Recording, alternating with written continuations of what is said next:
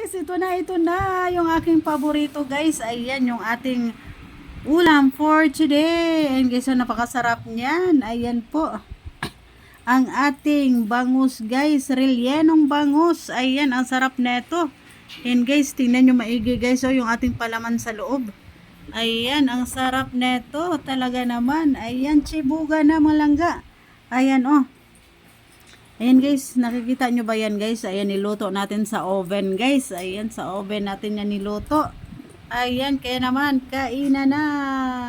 Charan, sira na naman yung aking diet na to guys.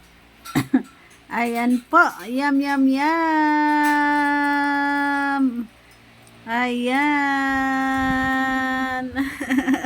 Ayan guys, naglaway na ba kayo guys? Ayan, naglaway na ba kayo? Ayan oh, ang sarap ng ating ano. Yan, nakikita nyo ba yan guys? Yung kanyang ano sa kanyang loob oh. Ayan yung kanyang palaman guys. O, diba? Napakayamin yan. Ayan, medyo sunog nga lang po sa ibabaw guys. Ayan, hindi natin nabantayan. Ayan, na luto natin yan sa oven mga langga. Ayan oh. Ang sarap niyan. Ayan na, kainan na. Ayan, yum yum yum mga langga. Ayan, at saka yung aking rice doon guys. O, naghihintay. Naghihintay yung aking konting rice guys. Ayan, yan po yung aking dinner. Ayan, dinner for tonight guys, yung ating small amount of rice and then yung ating ulam na napakasarap. Ayan, kainan na.